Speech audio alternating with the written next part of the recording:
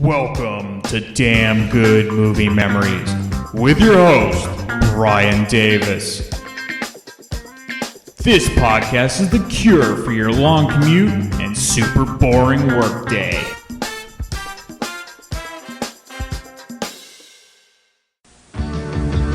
Annie Savoy knows talent when she sees it. You're a powerful young thing, Abby Calvin. Yeah! But there's just no substitute for experience. I believe in long, slow, deep, soft, wet kisses that last 3 days. Oh, my. Kevin Costner. Susan Sarandon. Bull Durham. Rated R. Starts Wednesday at a theater near you. Check newspapers for local listings. I don't know if you're aware of this, but Friday is the 30th anniversary of one of the greatest movies ever, Bull Durham. It is the 30th anniversary. And in fact, I'm sure you hear about it all the time. Yeah. They sent us the first 1,000 fans at the Asheville Tourists game, which is the team that Bull Durham played for, or Crash Davis played for, rather, before the Durham Bulls, and then after as well. They're giving this bobblehead doll, which is, I guess, supposed to be you. You did not get approval of this bobblehead, I guess. Yeah.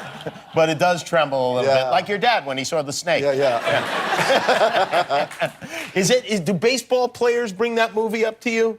They do, and they bring it up because most of them went through the minor leagues. Yeah, and they appreciated the buses and all that things. And so they're talking about it in different ways, but sometimes those stories are a little different. I mean, Ron Shelton, when he had, directed, Ron Shelton, who wrote it and directed it, he told me a story, right after the movie came out. He was in the airport, and he saw Mickey Mantle a long time ago. He saw Mickey Mantle, and of course Ron, it's an ode to baseball. Sure.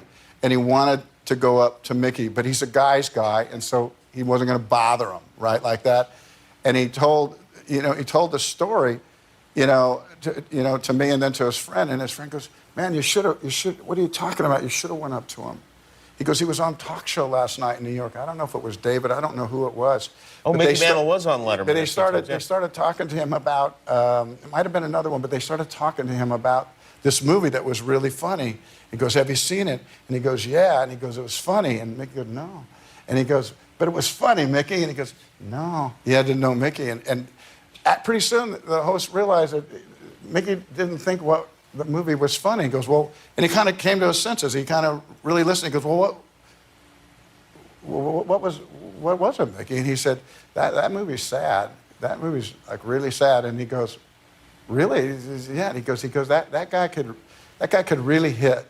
And there's so many players that never made it to the big leagues, because they had to sit behind people. And it was, wow, Mickey had a complete different take on it, but it really moved Ron, you know what I mean? But that's a great reaction to have either way, isn't it? Yeah, and if it's Mickey Mantle, you know what I mean? Well, that's pretty great. And look, they're making bobbleheads 30 years later. That's pretty, they don't look anything like you, but they are making bobbleheads. I know. I made it, Mom. I guess you did. Kevin Costner, watch. Hey there, it's Brian Davis, and for this week's episode, we're going to cover the movie Bull Durham from 1988. The studio was Orion Pictures. Release date was June 15th, 1988, with the running time of 108 minutes. The rating is R, the budget was $7.5 million, and the box office took in $50.8 million, making it the 18th ranked movie of 1988. Rotten Tomatoes gives it 97% fresh from 68 reviews. Their critics' consensus is Kevin Costner at his funniest and most charismatic in Bull Durham, a film that's as wise about relationships as it is about minor league baseball. Roger Ebert at the time gave it 3.5 out of 4 stars, and here's his review. Some days you win, some days you lose, and some days it rains. Baseball proverb. Bull Durham is a baseball version of Wall Street, in which everybody's takeover bid is for someone else's heart. The movie is being promoted as a romantic comedy, but Susan Sarandon has a great scene right at the outset where she corrects that notion. She holds a little meeting with 2 new members of the local minor league ball club and explains that every year she chooses one player to spend the season with, and they are the 2 current finalists. The rest of the movie involves, in one way or another, a three-way contest to see A, who really loves whom, B, who can really trust whom, and C, whether the answers to A and B involve the same two people.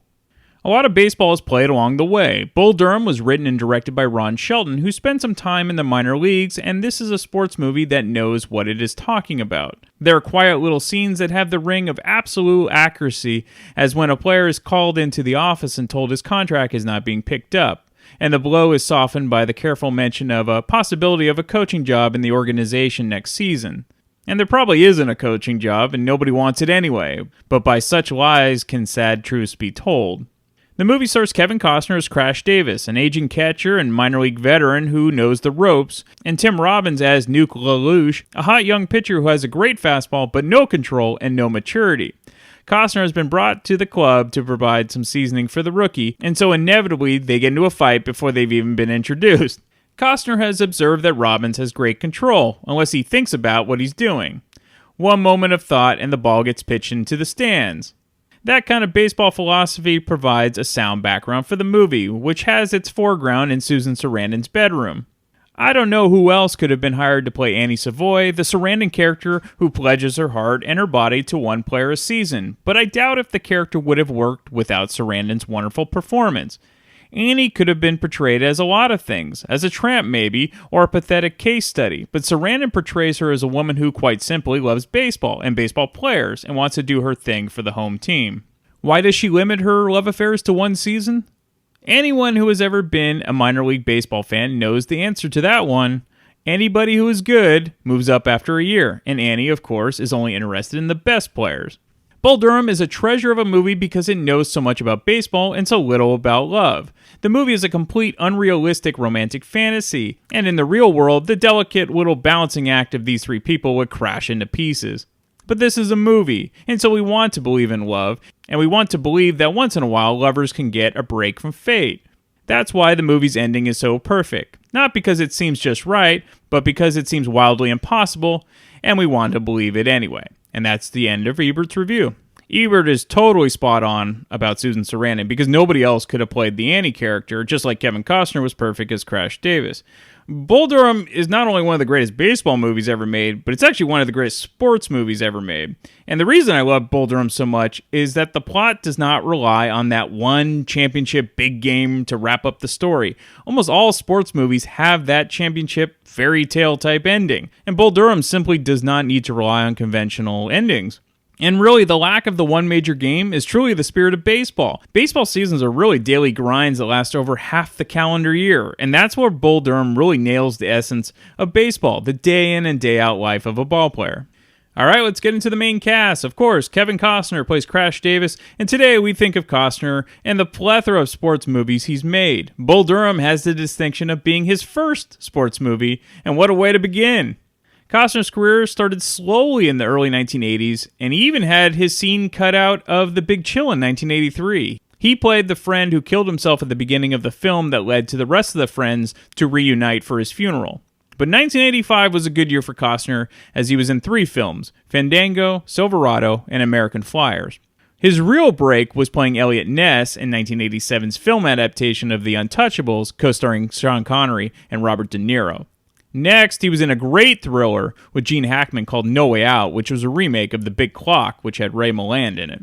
Susan Sarandon plays Annie Savoy, and Sarandon's career began in the early 1970s and had a reoccurring role on the soap opera A World Apart. Her film break was, of course, in the film adaptation of the Rocky Horror Picture Show as Janet Weiss. She worked steadily throughout the 70s and was nominated for an Oscar for Best Actress for the movie Atlantic City with Burt Lancaster in 1980. And she worked steadily throughout the 1980s, though she was never in super popular films until 1987 with The Witches of Eastwick with Jack Nicholson, Cher, and Michelle Pfeiffer. Bull Durham really put her on the map again. Tim Robbins plays Ebby Calvin Nuke LaLoosh, and like Costner, Robbins' career began in the early 80s, mostly appearing in small roles on TV shows. He would later have bit roles in films like Toy Soldiers, The Sure Thing, and he was also in Top Gun, playing Merlin, and Howard the Duck. And then he would co-star with his buddy John Cusack in Tapeheads before getting his real big break in Bull Durham. I recommend go checking out Tapeheads if you can see it. It's really kind of a dark comedy along the lines of Better Off Dead. And if you didn't know already, Sarandon and Robbins started dating after meeting during the shooting of Bull Durham, and they remained a couple, having 2 kids until their breakup in 2009. The director and screenwriter is Ron Shelton, and as Ebert mentioned in his review, Shelton did play minor league baseball as an infielder for the Baltimore Orioles from 1967 to 1971. He made it all the way up to AAA, but he never played in the majors. His career in film started as a screenwriter, as he wrote screenplays for the film Under Fire, which had Nick Nolte and Gene Hackman in it from 1983, and then The Best of Times with Robin Williams and Kurt Russell in 1986. Bull Durham was his directorial debut. He would later direct a few more sports-related films with White Man Can't Jump, Cobb, which was about Ty Cobb, and Tin Cup, also with Kevin Costner. All right, let's get into the making of the film. So the original script of Bull Durham was titled A Player to be Named Later. Believe it or not, baseball movies were not considered moneymakers for film studios at the time, though The Natural did very well in 1984. But this was a different type of film, and much of the cast accepted lower salaries to get the film made. Kevin Costner actually played high school baseball and was definitely a natural athlete, even hitting home runs on and off camera. The studio actually wanted Anthony Michael Hall to play the Nuke character, and Ron Shelton threatened to quit the movie if they cast Hall. Interestingly enough, Hall then starred in another sports movie which bombed the same year called Johnny Be Good, about a star high school football player being recruited by colleges. It also had a god-awful cover of Chuck Berry's classic Johnny Be Good by Judas Priest. So the reason that the Durham Bulls were used as the team was that the producer of the film, Tom Mount, was a part owner of the team. So to add realism to the baseball scenes, many of the players were actual minor leaguers, including the umpires. So the studio thought that Susan Sarandon was too old and not funny enough to play Annie. So the producer of the film, Tom Mount, had Sarandon, who was 41 at the time, go to Orion Pictures, and the co-founder, Mike Madavoy's office in a tight dress and lean over his desk for half an hour. Sarandon then recalled, as a rule, most studio executives' strong suit is in imagination. So when you're trying to get a part, it helps for them to be able to envision you in the part. I definitely didn't go in there in a t-shirt and jeans. I remember having on an off-the-shoulder red and white striped dress that was very form-fitting. It was understood what I had to do. Ironically, Michelle Pfeiffer auditioned for the role of Annie Savoy, but wasn't cast due to being perceived as too young. So the character of Nuke LaLoosh was based on a real ball player who played with the Baltimore Orioles. His name was Steve Dalkowski. So in his professional debut in 1957, he was 18 years old, he took the mound for a minor league team. He struck out 24 batters. However, he also walked 18 batters, hit 4 of them, threw 6 wild pitches in a row at one point, and lost the game 9-8. In 1960, he pitched for another minor league team, and he struck out 262 batters in 170 innings. That is awesome. However, in those same 170 innings, he walked 262 batters. That's a 1-to-1 walk by K ratio. Jeez. So he finally started to turn it around, and then he got a chance to go to spring training in 1963. And he was facing the Yankees in spring training, and then he blew out his elbow, which would have needed Tommy John surgery, but in the 1960s, they didn't have Tommy John surgery there. And that was it. And he kind of scuffled around for a few more years and then decided to retire. His career totals in the minors, 956 innings, struck out 1,324 batters, and he walked 1,236 batters. Amazing. All right, let's get into the movie. So the film starts with a nice montage of classic baseball photos, like kids playing stickball in the streets, Pete Rose grabbing some air while diving headlong into third base. There's a leaping catch by a New York Yankees outfielder. Not sure if it's Mickey Mantle or Joe DiMaggio. Couldn't really tell. Fernando Valenzuela looking up at the sky during his windup. Jackie Robinson stealing home plate before being tagged by Yogi Berra in the 1955 World Series. Eddie Goodell, who was the dwarf who famously only had one at-bat in the majors, who was given a roster spot by the very eccentric owner Bill Veeck. And then the American League president at the time voided the contract, claiming that Veeck was making a mockery of the game. There's also a photo of Babe Ruth during his farewell speech at Yankee Stadium. And then the female baseball team from the 1940s, likely the team that inspired A League of Their Own. We then get a terrific monologue from Annie, played by Susan Sarandon, giving her thoughts on the meaning of life as it pertains to her. I believe in the Church of Baseball. I've tried all the major religions and most of the minor ones. I've worshipped Buddha, Allah, Brahma, Vishnu, Siva, trees, mushrooms, and Isadora Duncan. I know things. For instance, there are 108 beads in a Catholic rosary, and there are 108 stitches in a baseball. When I learned that, I gave Jesus a chance. But it just didn't work out between us. The Lord laid too much guilt on me. I prefer metaphysics to theology. You see, there's no guilt in baseball, and it's never boring, which makes it like sex. There's never been a ball player slept with me who didn't have the best year of his career. Making love is like hitting a baseball. You just gotta relax and concentrate. Besides, I'd never sleep with a player hitting under 250, unless he had a lot of RBIs or was a great glove man up the middle. You see, there's a certain amount of life wisdom I give these boys. I can expand their minds. Sometimes when I've got a ball player alone, I'll just read Emily Dickinson or Walt Whitman to him. And the guys are so sweet, they always stay and listen. Of course, a guy will listen to anything if he thinks it's foreplay. I make them feel confident, and they make me feel safe. And pretty. Of course, what I give them lasts a lifetime. What they give me lasts 142 games. Sometimes it seems like a bad trade. But bad trades are part of baseball. I mean, who can forget Frank Robinson for Milt Pappas, for God's sake? It's a long season, and you gotta trust it. I've tried them all, I really have. And the only church that truly feeds the soul day in, day out is the Church of Baseball. So to compare Annie to maybe, let's say, music bands, she's the equivalent of a groupie, except she's into ball players. And I think there's a misconception about women like Annie, and that's why the opening monologue is great. She knows exactly what she's doing. She's always one step ahead of the guys because they're young and inexperienced. This dynamic will change later in the film, but we're not there yet. The team Annie follows is the Durham Bulls, which is a minor league baseball team. At the time, the Bulls were a single-A team, which was mostly for the very young prospects. This team later became a AAA team in 1998, and they are now an affiliate of the Tampa Bay Rays. Back when this film was made in 1988, the Bulls were the farm team for the Atlanta Braves. And then you get some great shots of a real minor league baseball crowd. The vibe of the minor leagues is awesome. It's more family-friendly and it's very intimate. Often between innings, you get fun little giveaways or entertainment. It's the essence of what baseball was created for. Small crowds looking to relax on a spring or summer evening or day. The outfield walls are covered in local advertisements. Here in San Jose, California, we have the Single-A Giants, which of course is the farm team for the San Francisco Giants. And the vibe at that stadium is the same exact vibe you see in Bull Durham. The manager of the Bulls is Joe Skip Riggins, played by Trey Wilson, and their bench coach is Larry Hockett, played by Robert Wool. Both Wilson and Wool are fabulous in their roles, and they often steal every scene they're in, no pun intended. Wool has a great debut in the very funny screwball comedy Hollywood Nights from 1980. He also appeared in Flashdance and was later in Good Morning Vietnam. After Bull Durham, he would probably have his most recognizable movie role in the 1989 version of Batman as Alexander Knox.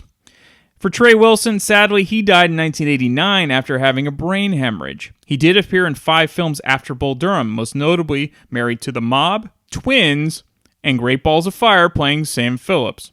Alright, back to the movie. We discover that tonight is the pitching debut for a young pitcher named Ebby Calvin LaLoosh, played by Tim Robbins. Skip and Larry are wondering why Ebby hasn't started warming up yet. So Skip goes to the locker room, only to find Ebby screwing a Bulls fan named Millie, played by Jenny Robertson. Game starts in 4 minutes. Why ain't you warm? I am warm. Jesus, Ebby, this is your professional debut tonight. Million guys give their left nut to be in your shoes. And you're leaving your fastball in the locker room for some piece of ass. Skip! It is me. I am not some, quote, piece of ass, unquote. Oh, Millie. Jeez, sorry. Didn't recognize you. Don't take this personal, Millie, but if I catch you in here again, you're banned from the ballpark. You can't ban me from the ballpark because my daddy donated that scoreboard. And if you ban me, he just might take that scoreboard away.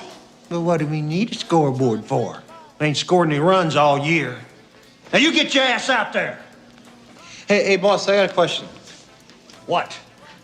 Do you think I need a nickname? I think I need a nickname. When we were talking about this, all the great ones have nicknames like Oil Can, Catfish. What was the one you were... Pokey. Yeah, but what do you think of Pokey? You got 3 minutes. A dance. Bitch, another fucking shit. Time for another quickie. You gotta get in the pitch. We got 3 minutes. So Ron Shelton came up with the name of Ebby Calvin Nuke LaRouche after being served in a restaurant by a waiter named Ebby Calvin Nuke LaRouche. Shelton thought it was a standout name and changed the spelling of the nickname and the last name. So as I've said in past episodes regarding sports movies, you can always tell an athlete by their throwing motion. In the case of Tim Robbins, he's definitely not a natural athlete as he has a ridiculous pitching motion. However, for this movie, it kind of works somewhat because his character is such a goofball. He's kind of like Bark the Bird Fidrich. Fidrich was a sensation for the Detroit Tigers in 1976. He won the Rookie of the Year, and he would do these eccentric things on the mound, like talking to the ball, or going to the mound in circles after each out, or grooming the mound with his hands. Seriously, if you've never seen him pitch, go and check out YouTube. It's a trip. Plus, the MLB Network had a great hour-long documentary about his life. So LaRouche has a very high-velocity fastball. He throws in the mid-90s, which was a big deal back then. But control is a bit of a problem. Or as Millie likes to put it, he fucks like he pitches, sort of all over the place. We then get a montage of LaRouche hitting batters and then walking a ton of hitters not even coming near the plate.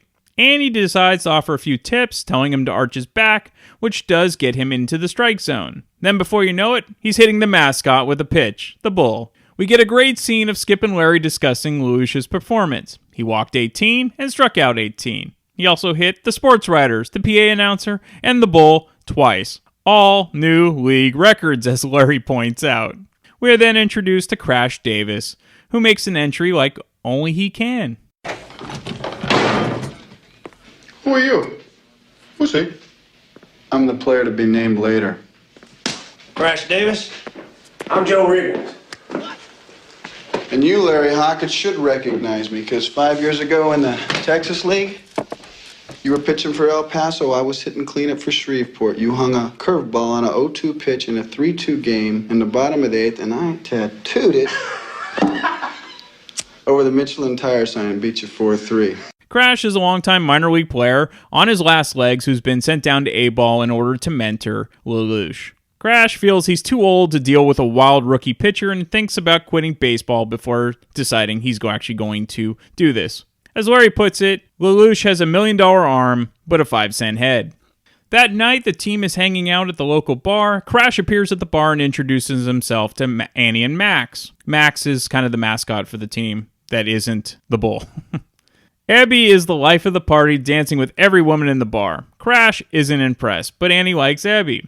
So LaRouche asks Annie to dance, and Crash says she's with him, which leads to some good old-fashioned male bonding as LaRouche challenges him to a fight outside. This is a great scene as Crash gives LaRouche his first lesson. Let's go, man! Let's go! Come on, we're waiting! Let's go, homeboy! Come on, Andy, there he is. Send him back, go! Yeah.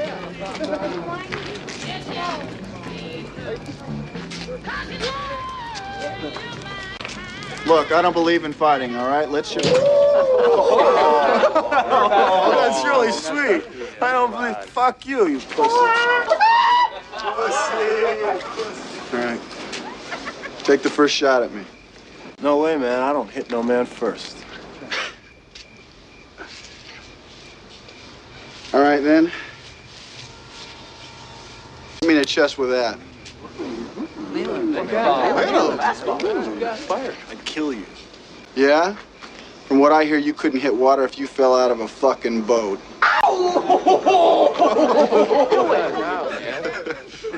Throw it, man. Throw it, come on. Right in the chest. No way. Come on, mate. You're not gonna hit me because you're starting to think about it already. Huh? Starting to think how embarrassing it would be to miss in front of all these people? How somebody might laugh? Come on, Rook. Show us that $1 million arm, because I got a good idea about that 5-cent head of yours. Nail it. Drop him.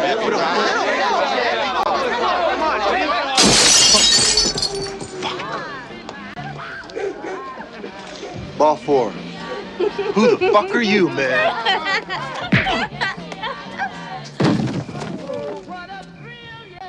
Good punch.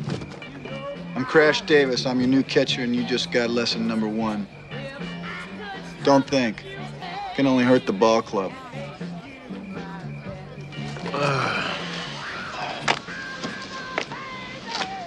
Come inside, I'll buy you a drink. No problem. It's my new catcher. Besides the terrific lines in this scene, having Crash not move a muscle, as Lelouch doesn't even come close to hitting him, is fabulous. Also, the boat insult probably came from Los Angeles Dodgers Tommy Lasorda, who's actually said this in 1984 in referencing to the weak-hitting San Diego Padres infielder Kurt Bavacqua. So after their little run-in, the boys kind of relax, and Annie invites both of them back to her place because they are the two prospects for this season for her. So she will decide which one she will be with for this season. This leads to a terrific monologue from Crash, who is not impressed for trying out for someone's affection. These are the ground rules. I hook up with one guy a season. Usually takes me a couple weeks to pick the guy. It's kind of my own spring training.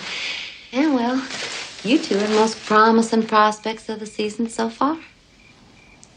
So I just thought we should kind of get to know each other. Time out. Why do you get to choose? What? Why do you get to choose? I mean, why don't I get to choose? Why doesn't he get to choose? Well, actually, nobody on this planet ever really chooses each other. I mean, it's all a question of quantum physics, molecular attraction, and timing. I mean, there are laws we don't understand that bring us together and tear us apart. I mean, it's like pheromones. You get 3 ants together, they can't do dick. You get 300 million of them, they can build a cathedral. So is somebody going to go to bed with somebody or what? Honey, you are a regular nuclear meltdown. You better cool off. Wait a minute, where are you going? After 12 years in the minor leagues, I don't try out.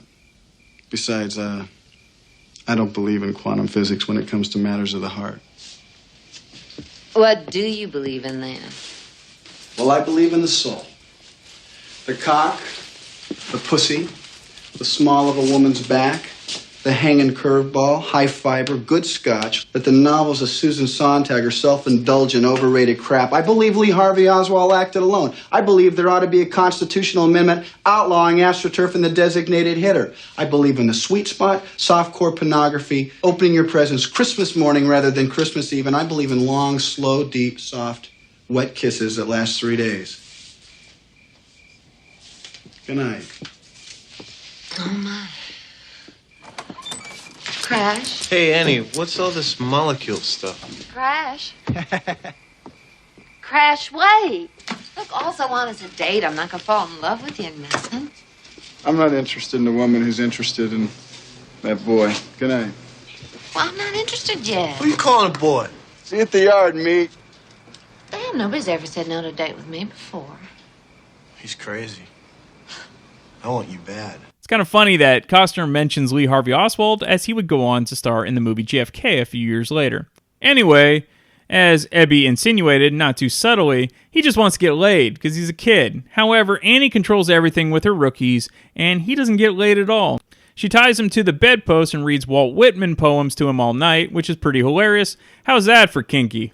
However, from the evening with Annie, Ebby now has a nickname and will be known as Nuke Lelouch, and he also learns another lesson from Crash. Jesus, Ebby, you look like a truck ran over you, man. Nuke. Call me Nuke.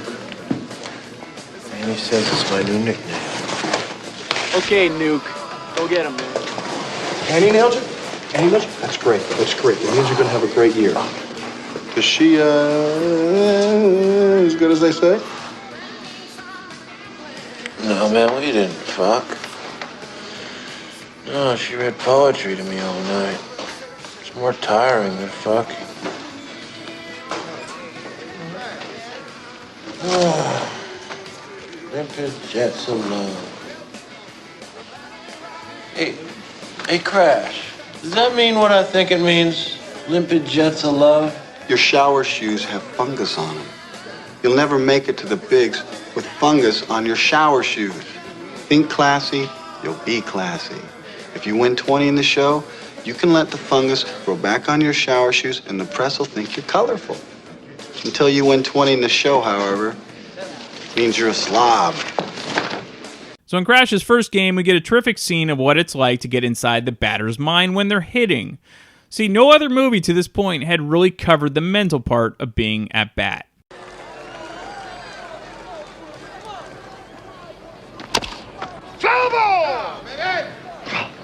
Stupid fuck, Crash. Keep swinging at a breaking ball. Fuck me.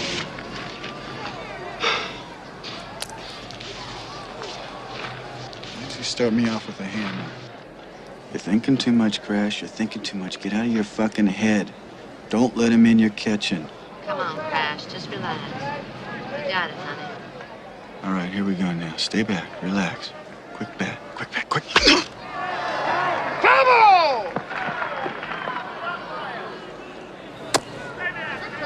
Throw that shit again, meat. You throw that weak-ass shit again. Okay, just stop easily, baby. Get close, baby. You got it. You got it, baby. One more, baby. One more. You got him. Come on, Craig. All right, he's got to throw the deuce now, okay? He's got to waste one. Stay back and wipe that silly grin off his face. Come on, bring it. Bring it. Hey! Jesus Christ. What was that? What the hell was that? Okay, baby. Son of a bitch throws hard. It's okay, Crash. You take it easy, honey. All right, 1 and 2. You can hit this shit. Relax. Annie. Annie, who is this Annie? Jesus, get out of the box here. Where's your head? Get the broad out of your head. Time out. Come on.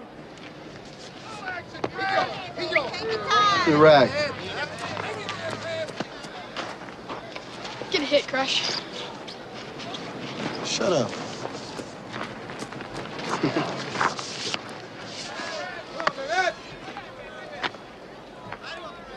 All right, you've seen all his pitches.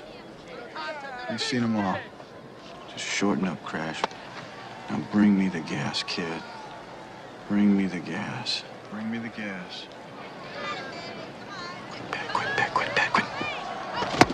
Feed!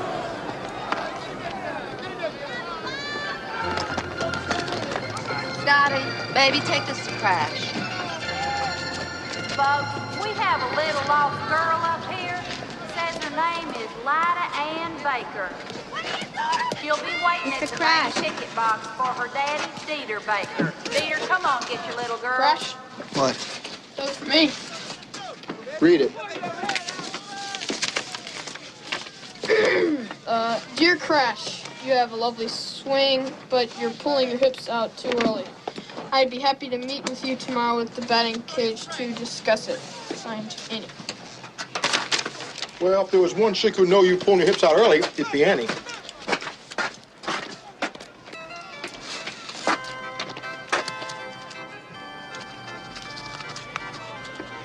It's kind of a personal note, kid, so don't read it. There you go.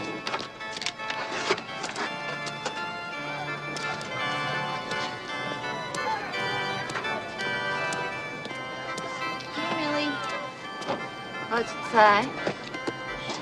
It says, I want to make love to you, Crash. Oh, my. I love how he tells the bat boy to shut up. Also, the note really said, let's fuck, not let's make love, like Millie says. Crash and Annie decide to meet at the batting cages for their first date. There's another great scene with terrific dialogue between the two.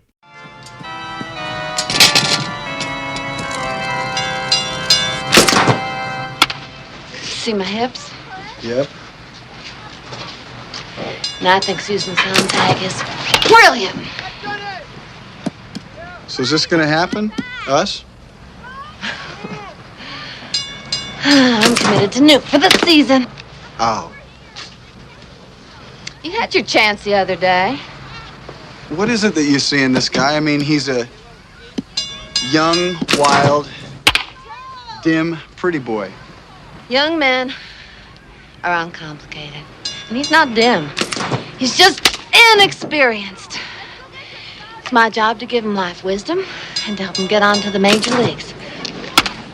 Well, that's funny. That's my job, too. Damn. You're pulling your hips. I know, but they're nice hips. I looked up your records. You what? Mm-hmm. You hit 227 home runs in the minors. That's not bad. Don't tell anybody. Why not? You hit 20 more this year, you're going to be the all-time minor league champ. The record's 246. Well, 247 home runs in the minor leagues would be a kind of dubious honor. I think it would be great. The sporting news should know about it. No, just no. Please. Okay. Last chance. Your place or mine. Despite my rejection of most Judeo-Christian ethics, I am, within the framework of the baseball season, monogamous. Give me a break. It's true. Stop it. Geez, the fact is you're afraid of meeting a guy like me because it might be real. So you sabotage it with some, bullshit about commitment to a young boy you can boss around? That's a great deal. Nice. I know women like you. Ooh, I know women like you. You're a regular patron saint, you know? Stray cats, lost causes, or 6'3" homeless studs. Oh, Crash, you do make speeches. We go back to the ballpark. Before Major League and Jobu's rum from Serrano, there was Jose and his chicken bone cross to bring hits to his bat. What's great about this little scene is the enormous amount of superstition that happens in baseball and sports in general. Jose believes in voodoo, and Bobby, who's in a slump, will even convert to voodoo if it will bring him some hits. On to the game, and Crash continues to teach Nuke about what it takes to be a Major League pitcher. Like, you don't need to strike out every batter.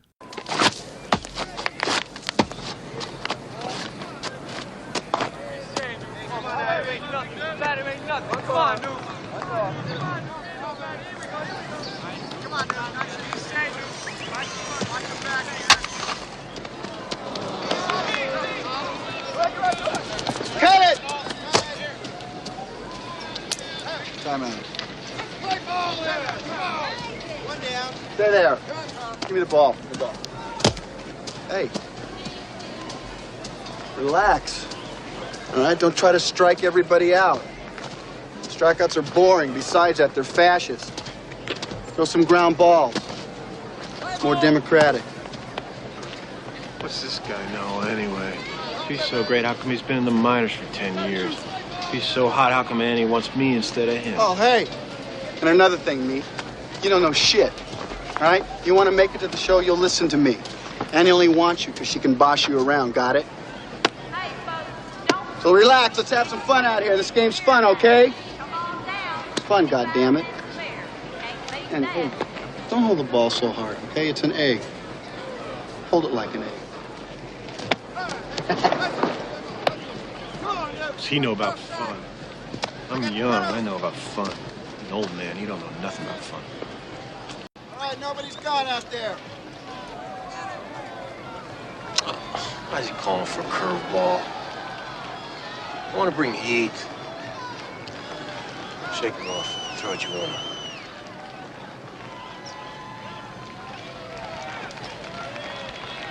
God damn it. Time out. Hey! Why are you shaking me off? Huh? I want to bring the heater to announce my presence with authority. To announce your what? Announce my presence with authority. To announce your fucking presence with authority? This guy's a first ball, fastball hitter. He's looking for heat. Oh, yeah? So what? He ain't seen my heat. All right, me. Give him your heat. Why is he always calling me meat? I'm the guy driving a Porsche. Fastball. Come on, Duke. Slow down, boy. Slow down. Take your time.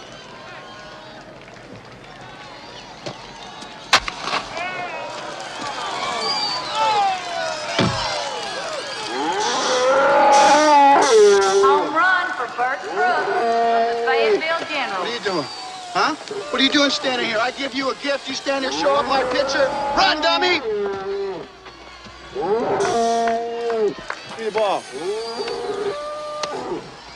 Well, he really hit the shit out of that one, didn't he? Held it like an egg. Yeah, and he scrambled the son of a bitch. Look at that. He hit the fucking bull. Guy gets a free steak. You having fun yet? Oh, yeah, I'm having a blast. Thanks. Good. God, the sucker teed off in that like he knew I was going to throw a fastball. He did know. How? I told him. All right, one down now. Nobody out. One down. Come on, no kill the man. Nobody. Chuck on, kid. You got it, Don't think, just throw. Don't think, just throw.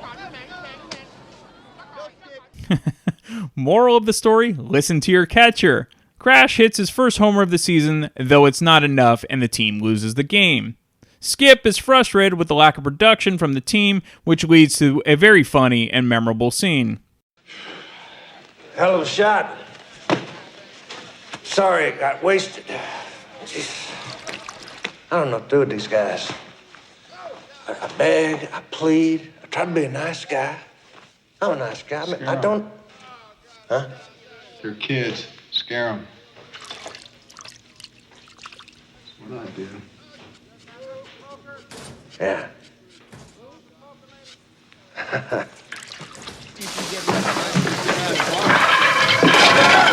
Everybody into the shower! Anybody ain't in the shower in 10 seconds gonna get fined $100! Larry! 1 Mississippi, 2 Mississippi, 3 Mississippi, 4 Mississippi, Get in 5 there. Mississippi, Hurry it up. 6 Mississippi, 7 Mississippi, 8 Mississippi, 9 Mississippi, 10 Mississippi. You guys, you lollygag the ball around the infield.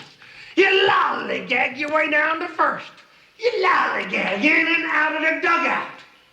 Do you know what that makes you, Larry? Lollygaggers. Lollygaggers. What's our record, Larry? 8-16. 8-16. How'd we ever win 8? It's a miracle. It's a miracle. This is a simple game. You throw the ball, you hit the ball, you catch the ball. You got it? Now we have got a 12-day road trip starting tomorrow. Let's leave 6 in the morning. Damn, son of a bitch, you motherfucking shithead. Damn. As great as Trey Wilson is in that last scene, what brings it home is Robert Wool with his little phrases like counting Mississippis or stating the obvious like, it's a miracle. Next, you get another real type of scene rarely covered in baseball movies prior to Bull Durham, and that's a player getting cut from the roster, as Skip has to release Bobby from the team due to his lack of production. Even the voodoo didn't help him keep his roster spot. As Skip mentioned in the lollygagging scene, the team will be on a long road trip, which means Nuke won't be able to see Annie for almost 2 weeks. She gives him a gift for when he pitches. The gift is a garter belt, which according to Annie will take the stress and overthinking of pitching off because he'll be thinking about wearing women's lingerie. Crash gives Nuke another lesson on the team bus. If you're gonna sing a song, know the correct goddamn lyrics. She may get woolly. Young girls that do get woolly because of all the stress. Yeah.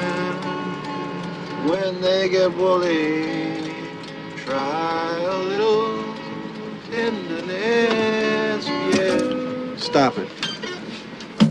Thank you. What? It's not woolly. Nobody gets woolly. Women get weary. They don't get woolly. Nobody's got stress. They're wearing a dress. God damn, I hate people that get the words wrong. How come you don't like me? You don't respect yourself, which is your problem. But you don't respect the game, and that's my problem. You got a gift. What do I got? You got a gift. When you were a baby, the gods reached down and turned your right arm into a thunderbolt. You got a Hall of Fame arm, but you're pissing it away. I ain't pissing nothing away. I got a Porsche already. I got a 911 with a quadraphonic Blaupause. Christ, you don't need a quadraphonic blah punk. What you need is a curveball. Huh? In the show, everybody can hit a fastball. Well, how would you know? You've been in the majors? Yeah, I've been in the majors. Yeah? Where were you? You've been in the show, man? Yeah, I was in the show. I was in the show for 21 days once. Wow. 21 greatest days of my life. You know you never handle your luggage in a show? Somebody else carries your bags? That's great. You hit white balls for batting practice. Ballparks are like cathedrals. The hotels all have room service. The women all have long legs and brains. They're really hot, huh? Yeah, and so are the pitchers. They throw ungodly breaking stuff in the show. Exploding sliders. Could be one of those guys. You could be one of those guys, but you don't give a fuck, me. Listen, I'm sick and fucking tired of you calling me meat. You want to step outside? Yeah, I'll step outside. Hey! Come on! Come on! He was kidding! He was kidding! What's the problem? Crash. Dude, what's happening? I was just gonna ask Crash to show me how to throw a breaking ball. Good idea. Good idea. Get the ball. Get the ball.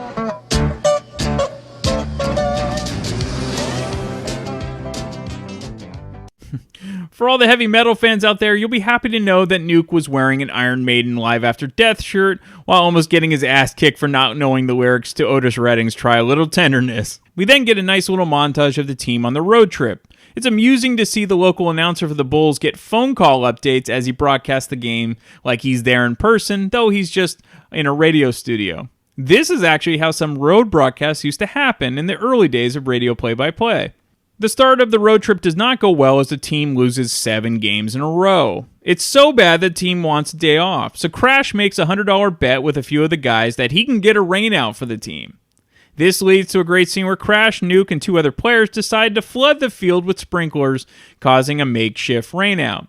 The boys then decide to run the soggy base pass, sliding headfirst like a slip and slide throughout the field. So this rainout scene was based on an actual event. Ron Shelton's team was in Amarillo, Texas for a season-ending series. The night before the final game, Sheldon and some teammates and some players were out partying and decided to go to the stadium and turn on the sprinkler system, thereby flooding the field and ensuring a rainout. However, the Amarillo team owner rented a helicopter, dried the field, and the game was played. So the Bulls get home from their losing road trip, and Annie decides to give Nuke a few pitching tips to improve on his 1-6 record. In addition to finally giving the Garters a try, she tells him to use the Fernando Valenzuela method of not looking at the catching target when he's in the middle of his windup. Because if he has the proper mechanics, he'll be able to hit his spots without even looking at the catcher. Also, to keep track of Nuke's band shirts, this time he was wearing a Motley Crue Girls, Girls, Girls era t-shirt. So Nuke dominates with his newly implemented mechanics. Everything is going great because he's following the game that Crash is calling, including this amusing scene.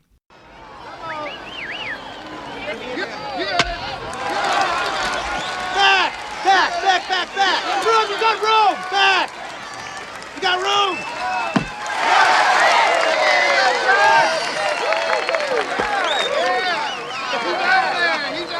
What are you doing out here? I'm cruising, man. I want you to throw the next one at the mascot. Why? I'm finally throwing it where I want to throw it. Just throw it at the bull, all right? Trust me. He's the boss.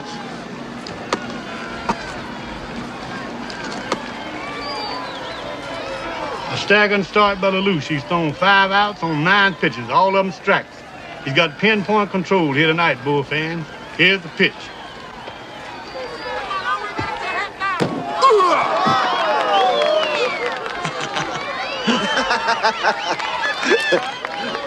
This guy's crazy.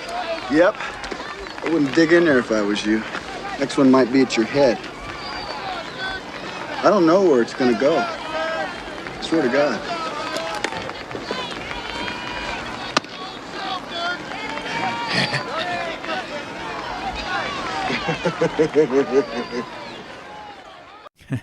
Unfortunately, Nuke gets a little full of himself and shakes off Crash in the middle of pitching a shutout in the 9th inning, and you know that's never going to end well. Top of the 9th, 2 outs. 1 out away from a stunning 2-hit shutout for LaLoosh. Spread out, mate. Don't let up. You own these guys. Dad would love a shutout.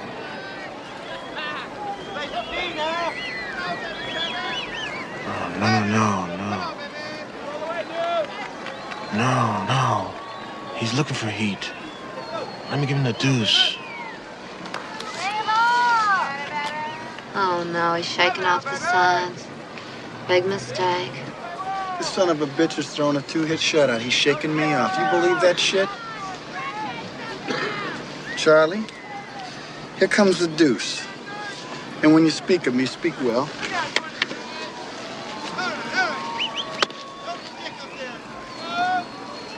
No, serve it up.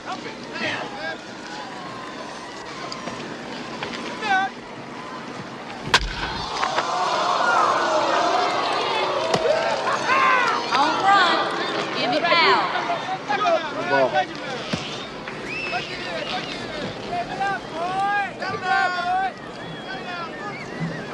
You told him I was going to throw a deuce, right? Yep.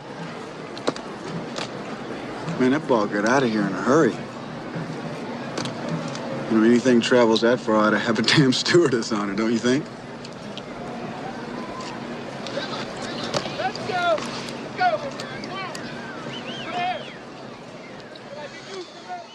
So Nuke learned his lesson. He strikes out the next 3 batters to cap off his dominating performance. Now, with his new mechanics and he's listening to Crash, this is where the old baseball superstitions creep in. Nuke doesn't want to mess with his current win streak, and because he has abstained from sex with Annie since the beginning of his streak, he needs to keep his newfound virginity going, much to the dismay of Annie. So even though Nuke is riding high with his streak, he wants Crash to teach him more things. This leads to an absolutely brilliant scene of Crash explaining how to use the tried and true sports cliches when giving interviews. This is so good because it's uncanny how every single player interview pretty much follows the same script.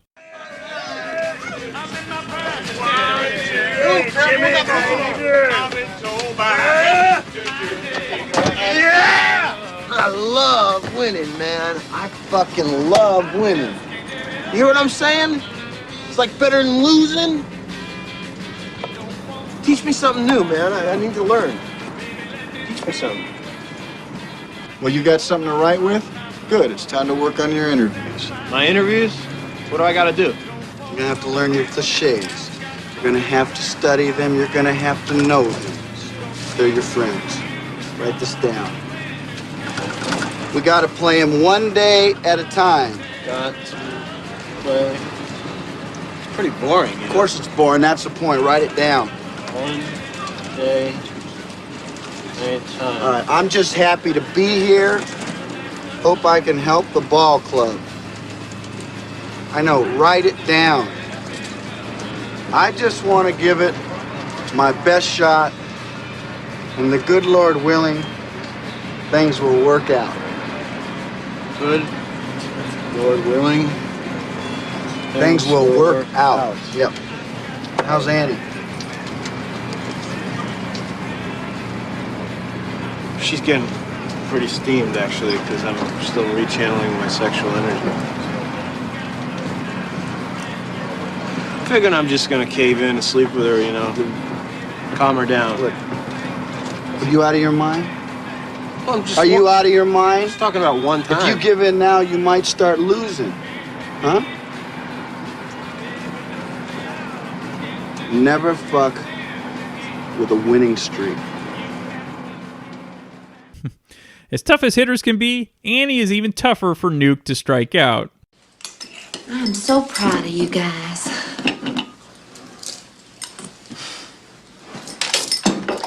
You want some more soup, honey? Oh, no, thanks. That was great. How about a little, back rub? No, I'm okay. I think I'm going to just take a little nap. You want me to tuck you in? Annie, you can't seduce me. Sweetie, I'm not gonna try to seduce you. What's that? That's my leg. I know what it is. I just thought maybe we could work on some fundamentals since we're not gonna make love and kind of improve your hand-eye coordination. My hand-eye. Mm-hmm. Unsnap my stocking. The other day, Crash called a woman's pussy. Well, you know how the hair is kind of in a V shape? Yes, I do. Well, he called it the Bermuda Triangle. He said that a man can get lost in there and never be heard from again. What a nasty thing to say. Oh, no, he didn't mean it nasty. He said that getting lost and disappearing from the face of the earth was sometimes a good thing to do, and especially like that. But he also said that there are times for discipline and self-control, and I think this is one of those times. Well, Crash is a very smart man. Now, honey, let's give it a try.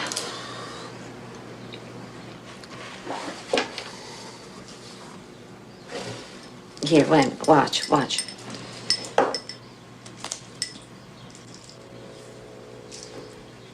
Now you try, go ahead.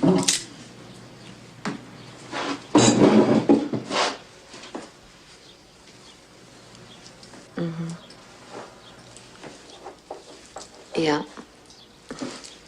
Mm. Yeah, You're playing with my mind. I'm trying to play with your body. I knew it. You're trying to seduce me. Well, of course I'm trying to seduce you, for God's sake, and I'm doing a damn poor job of it. Aren't I pretty? God, I think you're real cute. Cute? Baby ducks are cute. I hate cute. I want to be exotic and mysterious. You are. You're exotic and mysterious and cute, and so I better leave. Nuke, you got it all wrong. I mean, there's no relationship between sex and baseball. Ask Crash. I did. And what did he say? He said if I give in to you, I'll start losing again. He did? Yeah. I'll be back when we lose. As expected, Annie isn't too thrilled with Crash's advice to Nuke.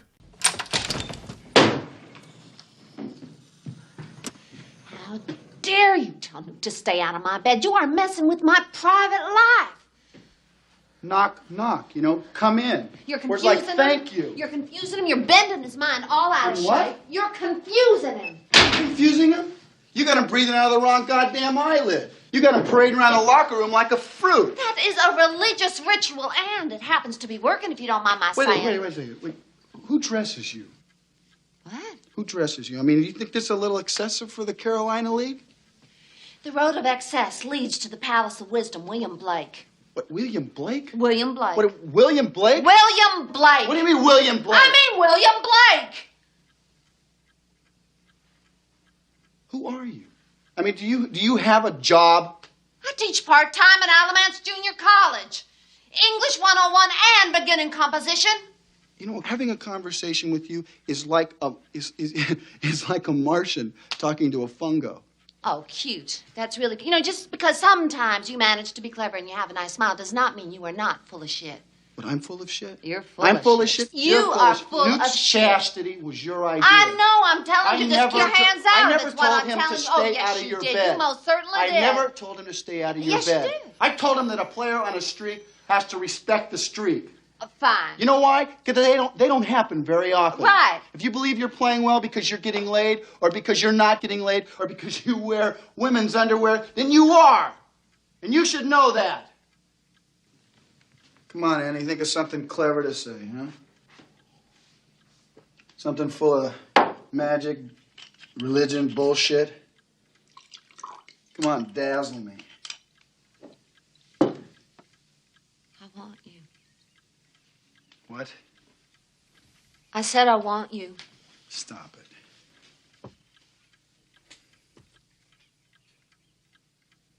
it. You're scared.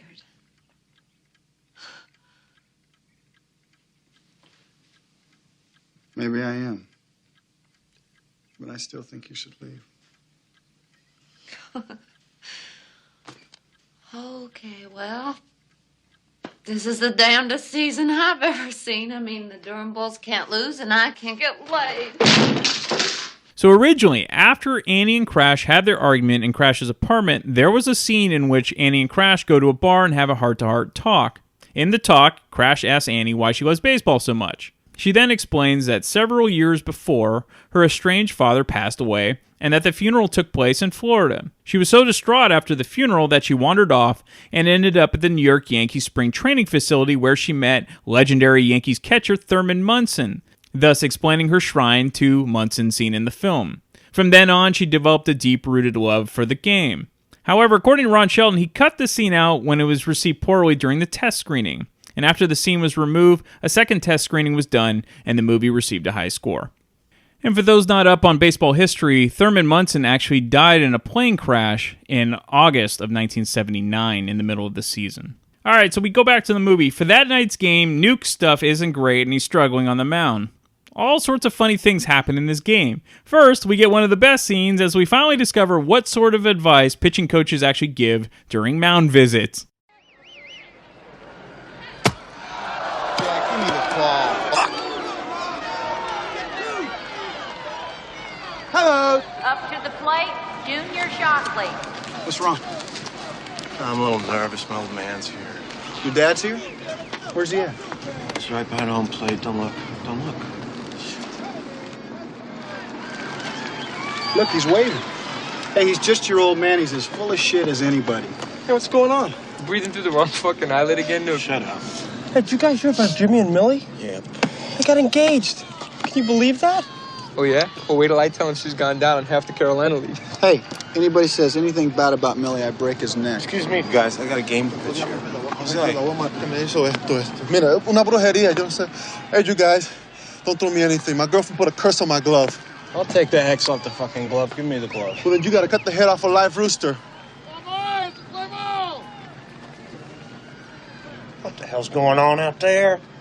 Looks like a convention. Pretty soon they're gonna call the roll. Get your ass out there and check it out.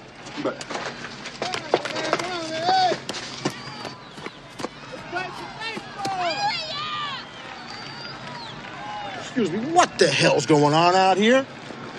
Well, Nuke's scared because his eyelids are jammed and his old man's here. We need a live, was it a live rooster? We need a live rooster to take the curse off Jose's glove, and nobody seems to know what to get Millie or Jimmy for their wedding present. Is that about right? That's right. We're dealing with a lot of shit. Okay, well, candlesticks always make a nice gift, and maybe you can find out where she's registered, maybe a place setting or maybe a silverware pattern too. Okay, let's get to it. Let's go.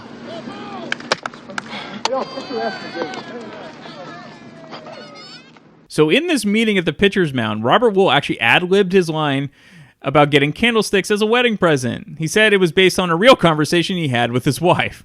Also, we discover the magic word to say to an umpire when you're looking to get thrown out of a game.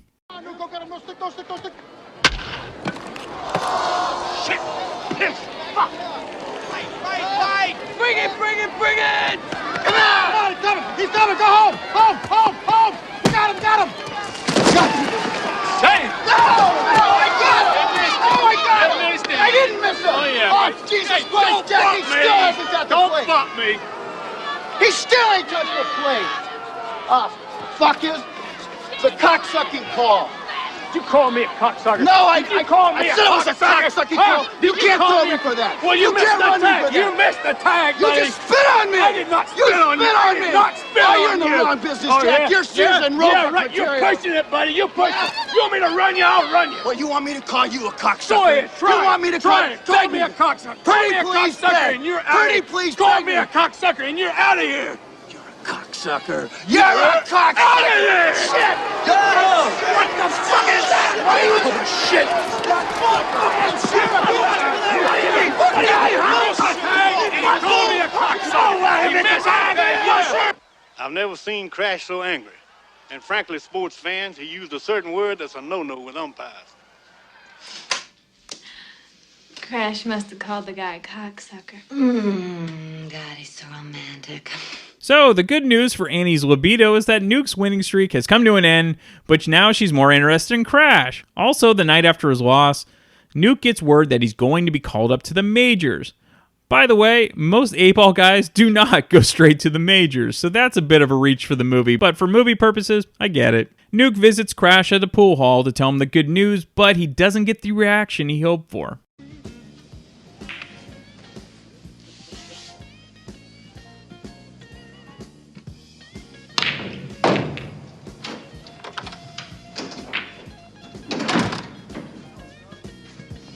Hey, there you are. Crash. Hey, Crash. Guess what? Guess what, man? I'm going to the show. Big club's expanding its roster to finish out the season. Nice shot. And I am going to the show. So why don't you go then? Well, let's celebrate. Congratulations. Hope you end up on the cover of Sports Illustrated, maybe a cereal box. What's your problem, man? I'm trying to thank you. Come on, let's get out of this dump. I'll buy you a beer. Hey, You calling my place a dump? no, he's not. Huh? No, he's not. He's not, are you? No. He's not. Right. Nuke, you know who this is? This is Sandy Grimes. Sandy Grimes hit 371 in Louisville in 1965. 376. I'm sorry. He hit 376. That's a career, man. In any league. You got that right. Did you hear what I said? I mean, I'm going to the show. You know what the difference between hitting 250 and 300 is? It's 25 hits. 25 hits and 500 at-bats is 50 points, okay? There's 6 months in a season. That's about 25 weeks. That means if you get just one extra flare a week, just one, a gork, you get a ground ball, you get a ground ball with eyes, you get a dying quail. Just one more dying quail a week, and you're in Yankee Stadium. You still don't know what I'm talking about, do you? Get the hell out of here. All right. Fuck. Send you a postcard. Send me a postcard. Hey, I made it. You made it. You made shit. Hey. Hey. Whoa, hey. You crazy? Hey, man, what the hell wrong with you? I'll be all right. What? No, I'm talking about my mirror. Hey, cool. I'm sorry, Eric. Hey. Well, I'm not gonna fight you, man. I'm not gonna fight you. What do you mean you're not gonna fight me, you fuck? Fuck. Why am I a fuck? Why are you a fuck? Why am I a fuck? Because you got talent. I got brains, but you got talent. See this right arm? Worth $1 million a year. All my limbs put together aren't worth 7 cents a pound. What are you talking about? You're a great catcher. I'm a great catcher? Yeah. I'm a great catcher? Forget Hey. it. Just fucking forget it. Hey, me?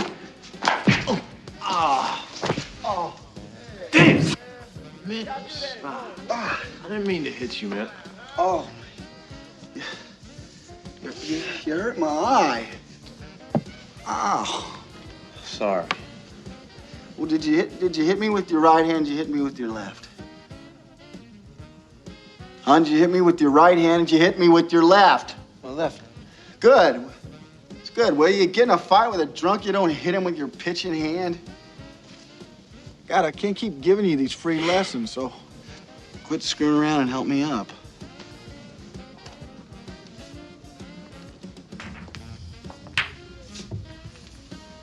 You look great, man.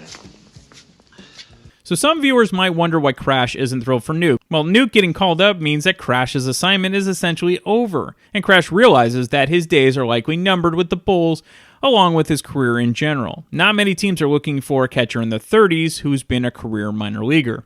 And as expected, the team decides to cut ties with Crash once Nuke gets called up. The rest of the film is unlike other sports movies, as again, there is no one big game to tie up the story. That's not what Bull Durham is about. It's about the daily grind of being a ball player, especially a minor league ball player. So, does Crash end up with Annie? Well, that's up to you to find out if you haven't seen the movie. Again, this is arguably the best baseball movie ever made and possibly one of the best sports movies in general. And I will leave you with this gem from Nuke as he uses his interview wisdom that Crash taught him. Happy to be here, and I hope I can help the ball club. You know, I just want to give it my best shot, and good Lord willing, things will work out. You know, you got to play them one day at a time, though. Rayanne, right? That's a beautiful name. Is that Greek? That Rayanne? I don't know. It's a beautiful name, though. There's a great song by Motley Crue. Do you know the Rayanne? She's a stay-in. No? Anyway, a good friend of mine used to say, this is a very simple game. You throw the ball, you catch the ball, you hit the ball. Sometimes you win, sometimes you lose, sometimes it rains. Think about that for a while. Alright, some fun facts about Bull Durham. Ron Shelton was nominated for an Oscar for Best Screenplay. Kurt Russell actually helped Ron Shelton develop the script and was originally penciled in to play Crash. After the film was made, Russell was so impressed, he actually wrote fan letters to Costner and Shelton. And if you didn't know, Kurt Russell also played minor league baseball. And if you want to watch a terrific documentary that's on Netflix, actually about Kurt Russell's time with the Portland Mavericks, which were owned by his father, Bing Russell, check out The Battered Bastards of Baseball. You won't be disappointed.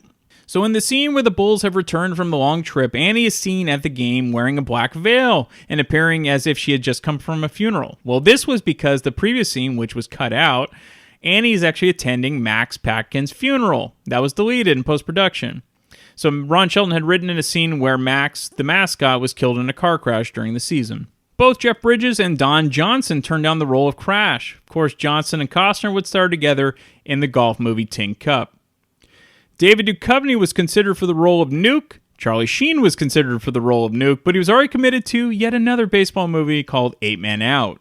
Nick Nolte, who was one of the biggest stars at the time, turned down the lead because he had just finished several movies back-to-back, and most importantly, he isn't a fan of baseball. However, he famously was in the football movie North Dallas 40 in 1979, a movie that he co-wrote. Other actors who were considered to play Crash Davis: Alec Baldwin, Tom Berenger, who was, of course, in Major League, Harrison Ford, Richard Gere, Mel Gibson, Tommy Lee Jones, Michael Keaton, Christopher Lambert, Stephen Lang, Bill Paxton, Ron Perlman, Dennis Quaid, Arnold Schwarzenegger, couldn't imagine that one, and Sylvester Stallone. Ooh. Both Carrie Fisher and Deborah Winger auditioned for the role of Annie, but they backed out. Melanie Griffith was considered for the role of Annie, but she was busy working on Working Girl. Kelly McGillis was interested in playing Annie, but she turned it down. Instead, she then starred in The Accused. Kim Basinger turned down the role. Glenn Close auditioned for the role, but eventually turned it down because she went to film Dangerous Liaisons. Kate Capshaw and Gina Davis were also considered for Annie Savoy. Funny enough, of course, Susan Sarandon and Gina Davis were together in Thelma and Louise. Isabella Rossellini was offered the role of Annie, but she turned it down because she didn't want to be typecast as a femme fatale. Sybil Shepherd and Bruce Willis were considered to play the parts of Annie and Crash, but they declined because they were still committed to doing the series Moonlighting. For years, Ron Shelton had contemplated making a sequel and remarked, "I couldn't figure out in the few years right after it came out, what do you do? Nuke's in the big league, Crash is managing in Visalia. Is Annie going to go to Visalia? I've been to Visalia. That will test a relationship." It was not a simple fable to continue with. There really was a ballplayer named Crash Davis. Ron Shelton found his name in a baseball listing as a minor leaguer and American Legion player. He realized he would have to get permission of the real Davis to use his name and, of course, avoid a lawsuit. So when Ron Shelton actually approached him, he asked, "Do I," meaning Kevin Costner, "get the girl in the end?" Shelton told him what happened, and Davis signed off on the permission.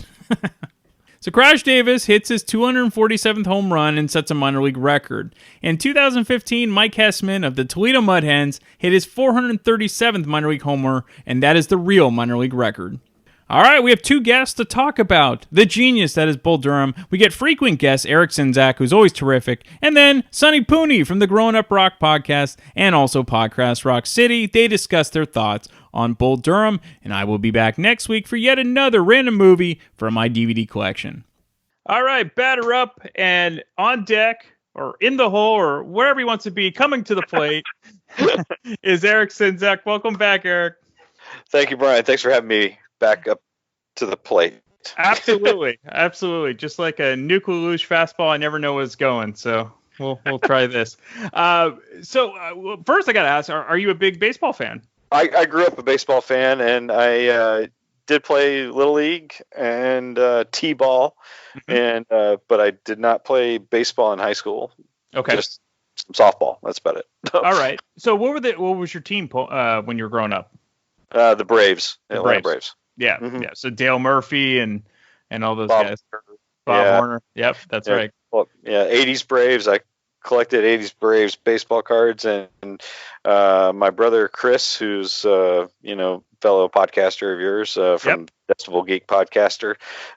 He is a huge baseball fan and big baseball card collector, and we both grew up going to Braves games with our dad, and we're both huge baseball. He's a much bigger baseball. He has much bigger baseball knowledge than I do. I'll say that. You could ask him a question: who played third base for the, White Sox in 1963, and he could tell you. I can't do that. He can tell you that. So I can't do 1963. Sure. I can maybe do 83, but which would have been Vance Law. So I knew that one. But yeah, I can't do that. So, but I'm not that. I don't have that depth of knowledge. I'm more like sci-fi crap. So, but, right. You still appreciate Bull Durham, which is arguably one of the best baseball movies and sports movies ever created.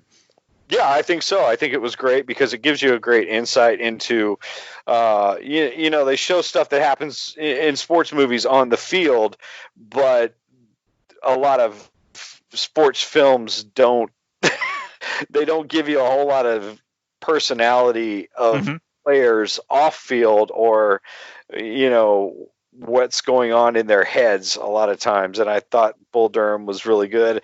I will say this, it's a lot more chick flicky than a lot of sports films. Yes. But if you're making a romantic comedy in the 80s, what better way than to pepper it with some good sports and stuff like that? It's going to get people in the theater. And, Kevin Costner and Susan Sarandon, Tim Robbins, it's hard not to get people in, it's hard turn away from that anyway because they're great actors, and I think that's what made the film different. I think that's why it's probably universal too, because a lot of it's told through the eyes of Annie, Susan Sarandon, and it's also the day in and day out of the daily grind of a baseball season that most sports movies don't go through because they want the big payoff, they want that pennant race, and I think that's why Bull Durham really holds its own, because it's not one of those movies. There is no big game at the end. It's one of the few movies that doesn't have that sports wise, and I think that's why it really stands alone.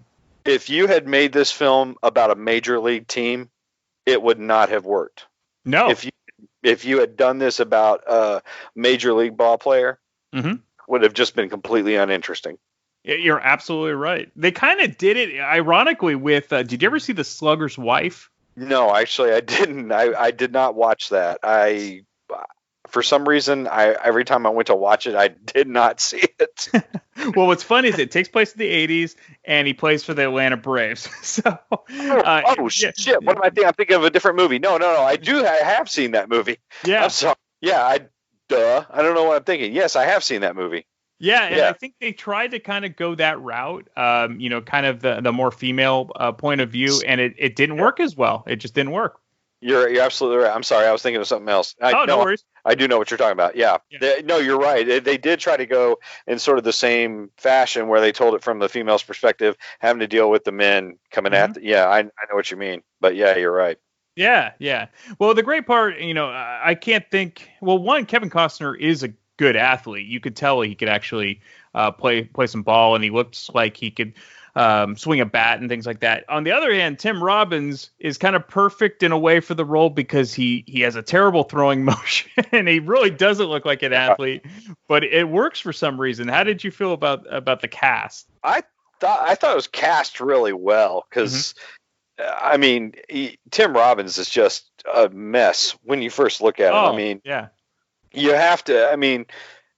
That's the only way that relationship all works together is to have somebody like Costner try to fix somebody like Tim Robbins, and Tim Robbins plays it really well, like an asshole. He's an asshole, They probably just gave him the script and said, "Here, you're the asshole," and like, "Oh, really? Okay," because he is. And Costner is very cool, and I love the cliches when he's telling, you have to learn your cliches when he's drunk on the bus. This is before they get past all the, punching him and everything else like that. He finally tones down to that point. But, that's one of the series of things that he's teaching him. He's like, you have to learn all this stuff. And finally getting to the mentor phase of all of it, when he finally starts understanding, I'm not here just to beat on you. I'm here to be your mentor. Right.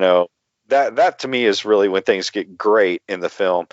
But, it took all that time. It takes a lot of time for that to happen, but it's enjoyable. That is such a brilliant scene because no other movie really got into that and the cliches that every single athlete gives when they do an interview. It is unbelievable how many times you hear one day at a time, things.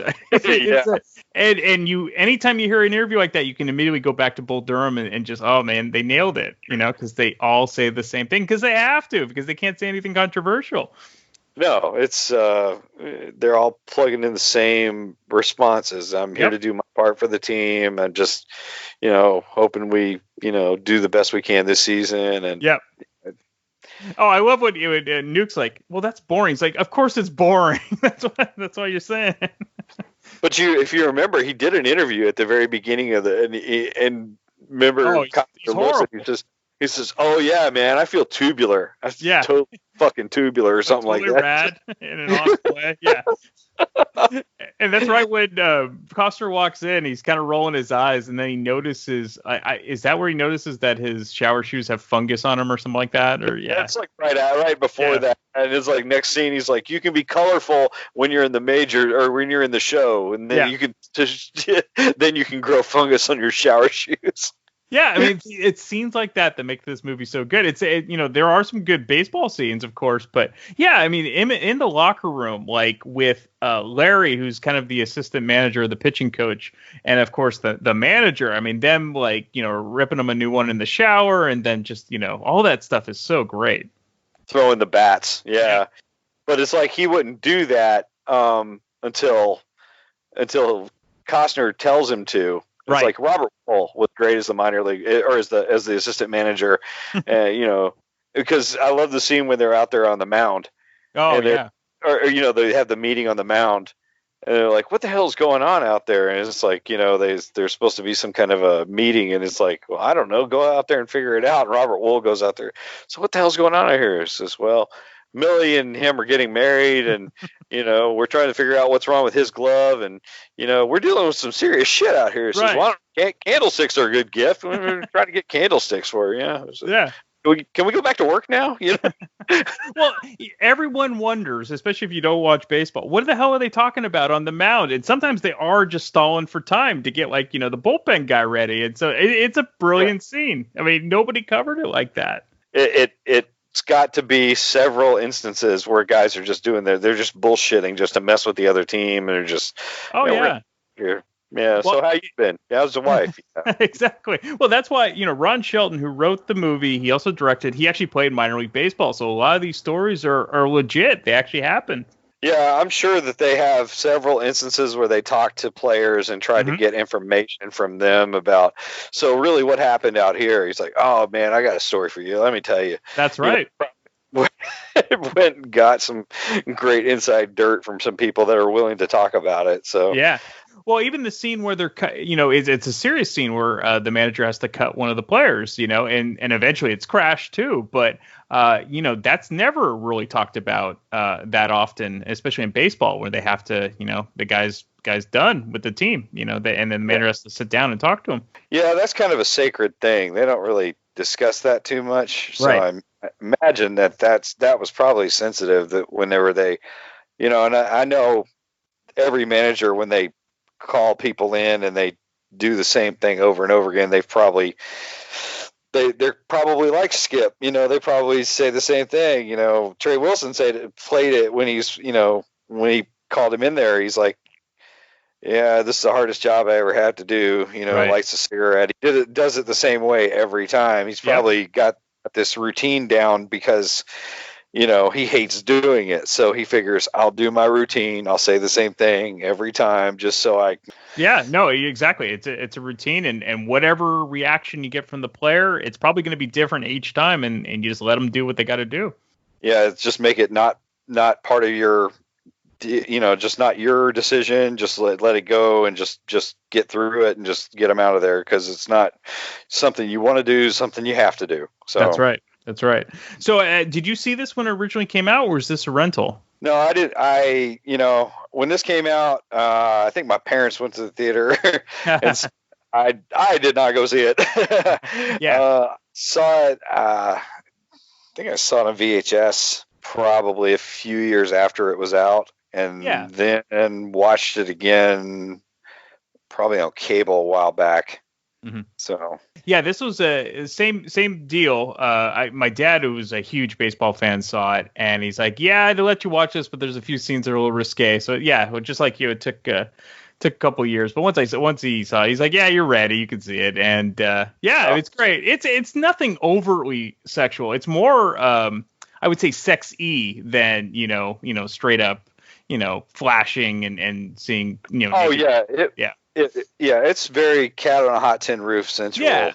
Just about. I mean, it's really, you're right. It's just a sensual film. It's just, and it's more racy. I wouldn't say it's anything dirty.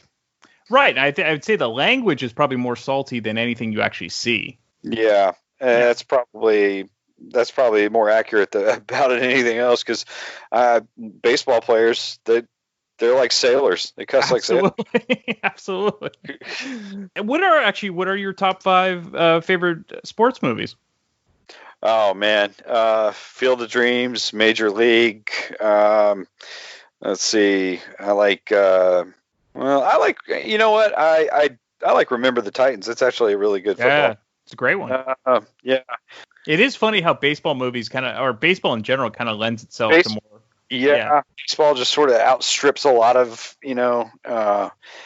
but Brian's song, that's another great, that tearjerker. That's I can't. I watch that and I'm just like, oh god. It's tough. It's tough. Yeah, but this is the Bull Durham's. It's up there pretty good. But I don't know. It's kind of hard for me to rank them. But no, I was just trying to see what some of your favorites. I'd say Bull Durham and The Natural are probably my 2 favorites. Yeah, The Natural. Wonder Boy, awesome name. I love that. Yeah, and I think the story for The Natural was so well written and crafted, and it's such a beautiful film to watch. Yeah, I think Redford played that character great. So. Well, that and I don't know if you ever read the original novel, but it's completely different. It's dark. He throws the game. There's no magical ending. Yeah, I didn't. It was written like kind of. I think it was like in the 40s or the 50s, like totally just a different type of story. So definitely. There's one where the novel is not better than the film adaptation. Yeah, I like watching baseball, and last game I went to was an Angels game out here. Nice. Closest to us over here, and it'd be nice to be able to get to a game. Absolutely, and hey, you got one of the best baseball players out there, Mike Trout. So he's always a pleasure to see. Yeah, he's something else. He's the fans out here really love that guy. Well, and they just signed Anthony Rendon too, so they got a good team. Plus, they still got Albert Pujols, so that's not bad either. Yeah, if they can get them all working at the same time, it'd be great. and some pitching. Pitching is always good. It seems like once one thing starts, it's like a car. One thing will break, and then I don't know. They have trouble keeping it all going. So they do. They need a Nuke Lelouch to come up and save them. Oh, geez. I don't know if there's enough room for all that. Don't hit the bull. That's all. Yeah, that was one of my favorite scenes. Hit the bull. That's perfect. Or when he's shaking him off. Don't shake me off. He tells the guy what he's going to throw. I mean, it's brilliant. He's gonna. All right, you want it? He's bringing the heat. Yeah. Yeah. And then I love this. He goes out there. He's like, "You told him, didn't you?" Yeah, I did. Every time you shake me off, I'm going to tell him what I'm throwing, what you're throwing. Yeah, that's right. I held it like an egg, and he scrambled the shit out of it. So yeah. Oh, it's so good. Yeah, there's some great lines in that movie, and just the way Costner commands the field. Yeah. When he's out there, he really played it like a real catcher. Oh yeah. I have to give him complete props on that, because he researched that role perfectly. And when he's out there, he really looks like a real catcher. I mean, he runs that field. Oh, really, yeah. And he ran them all. Just, and it was great. And also another scene that I really liked was when he's in the bar and Tim Robbins, and there's that older fella that owned the bar. That's right. Tim Robbins comes there and he says, "Hey, let's get out of this dump. Let's get out of this dump." And the guy stands up and he says, "Are you calling my place a dump?" Yeah. And kind of pissed off at him. And Costner's, half in the bag and about to lose it with him. So, yeah, I mean, that scene is really great because he's telling him about the other guy's career, you know. He says he had these statistics and he's telling him all about it. He says that's a career in any league. You know? He had over 300. And that's the thing about baseball, that you fail 7 out of 10 times and you'll make multi-millions. But if you fail 8 out of 10 times, you're not even going to have a job. So it's right. that it doesn't close. make any sense. It's ridiculous. Yeah. Yeah. Yep. And it's a game of failure, and it's really I think one of all the sports, you don't get too high and too low. I think that's why you don't see as much celebration in baseball over certain one-off plays, because that next at bat you could actually not get a hit for your next 20 at bats. So to grandstand after you just got a hit or hit a home run, I mean you're probably gonna fail more often than not, unlike playing basketball or playing football. So we'll wrap it up with that. Again, thank you so much, Eric. Yeah, thank you, Brian. I appreciate having me on. We are back with Sonny Pooney from the Grown Up Rock podcast and the KISS podcast Rock City. Welcome back, Sonny. How you doing there, man?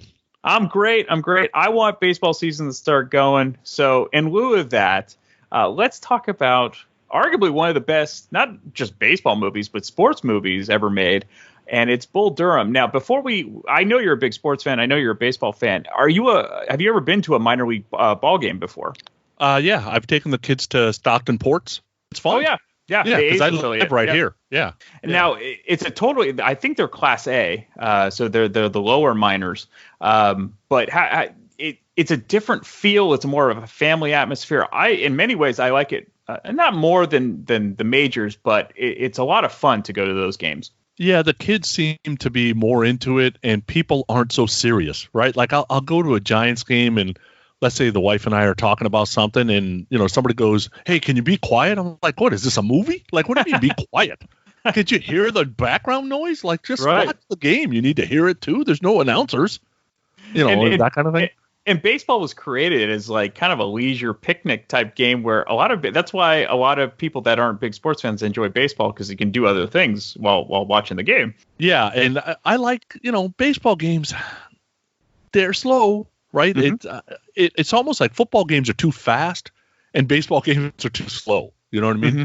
So usually we leave by probably like the 8th inning or so. Mm-hmm. But like at the Ports, it's cheap to get a hot dog. You can feed everybody. I took my team there a couple of times because you can take 30, 40 people for a reasonable price. If I got to go buy a box at the A's game, it's a mint to get there. Oh yeah, absolutely, and the Giants are even more. So, and what's nice is like they do these little like promotions in the middle of in between innings that are super fun that they just don't do in the major leagues as well. So yeah, it's definitely more of a family atmosphere, and I think that Bull Durham kind of touched upon a little bit of that, because you had like the Clown Prince, the Max, the older guy that plays kind of the Crazy George character.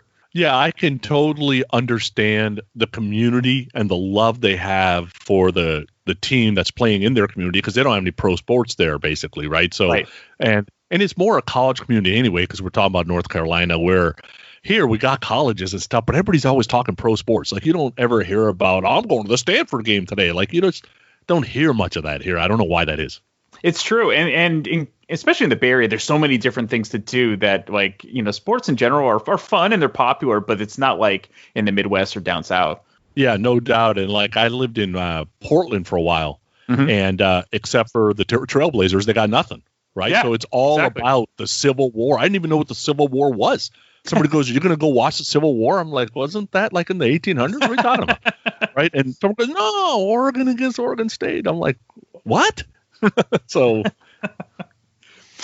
for this movie, it's one of the few films that it's not your typical sports movie in the sense of it's just a normal season. There's no big game. There's no build up to this championship type season. It's just a day in the life of a ball player. How did you feel when you first saw it? It's definitely a feel-good movie. It's got the chick flick hint to it, but it's still a sport enough movie to be interested. And Kevin Costner, it was a good person to play the role. I know they were looking some other people to play the role, but I thought Kevin Costner did a good job with it. I enjoyed the movie the first time I saw it, and I enjoy it every time I see it. Yeah, and that's a great part about Costner is he truly is an athlete. I mean, he was in Tin Cup, so he can golf. He was in For the Love of the Game, where he's actually playing a pitcher, and he was actually throwing the ball a lot, in those scenes. And he actually looks like, I wouldn't call him a major league catcher, but he looks like he could handle himself, and he can definitely swing a bat. Which helps sells the piece, right? Because nothing drives me more crazy than a show or a movie about a band, and you got some bonehead up there that doesn't even know how to hold a guitar or hold a mic or has no stage presence. Or there's a baseball movie and you can tell, like, Tim Robbins pitching a little odd, right? It wasn't great, right? So it's like, did you just learn that? Like, sometimes you're doing the Fernando Valenzuela thing, sometimes you're not doing it. Like, you don't have a routine. That pitch that you're actually throwing is going about 22 miles an hour. Like, but Costner can sell it because he was a baseball player, right? So I think it's important to either learn it or get somebody that's done it before so it looks more real. Yeah, I think the knock on the film would have been the Nuke Lelouch character, of course, played by Tim Robbins. He's great in that role, but you're totally right. It kind of works because he's so quirky that the throwing style, I think they let, you kind of suspend disbelief because it's so out there. But yeah, he's not a ball player at all because everyone else around him was actually a minor league ball player. And so they kind of make up for it. But I think his quirkiness kind of fits in that role. But you're totally nailed about the chick flick. I mean, this is told basically through the eyes of Susan Sarandon, Annie. Yeah, and I thought they did a good job with Susan starting the narrating at the beginning of the movie and kind of telling the story. Mm-hmm. There is something about a movie that does part, obviously the major part of it is going to be acting and there's scenes and etc. But the narration puts you in the head of the person, which for whatever reason connects you more to the movie. So Susan did it with narrating. Costner did it while he was batting. Robbins did it while he was pitching. And for whatever reason, that makes the movie more watchable for me, and I understand it better. Absolutely. And I love that they got into the head of Kevin Costner when he was at bat, because you always wonder, like, what are these guys really thinking? Are they going up with they're not thinking about anything, or is he thinking about what the next pitch is going to be?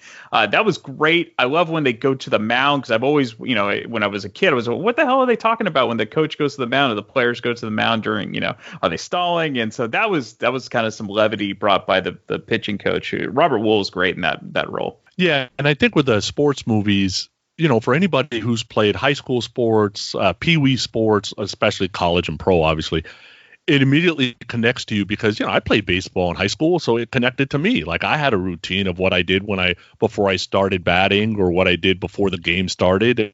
Everybody kind of does. So it kind of makes you, recall your childhood a little bit and your growing up years, and that's what connects you to the movie. So I love these baseball and sports types movies. Well, that brings up a good point. So what would be, I'm putting you on the spot here, what would be your top 5 favorite baseball movies? I would say 8 Men Out is definitely up there. Doing this in no rank. Sure. I like all 3 major league movies, by the way. Even the Miners one. Even the Bacula one. Yeah, even the Miners one. I like that one. I forgot the movie with the kid who picked up the Minnesota Twins. That was a good movie. Little Big League. Yeah. Really like that movie. Mm-hmm. The Natural was a good movie. That's one of my favorites. Yeah, and of course this one. Yeah, I would say right off the top of my head, those are the. Mr. Baseball, love that movie. Oh, that's fun. That doesn't get enough credit because they put a little twist on it because he's going over to Japan and a lot of ball players who it seems like sluggers go over there a lot because they can kind of dominate over there. Yeah. So a lot of baseball movies I like for sure. Yeah, and I think of all the sports, baseball kind of lends itself because obviously it has the most history of any sport, American sport. And there's a certain poetic charm to baseball that I think lends itself to creative storytelling.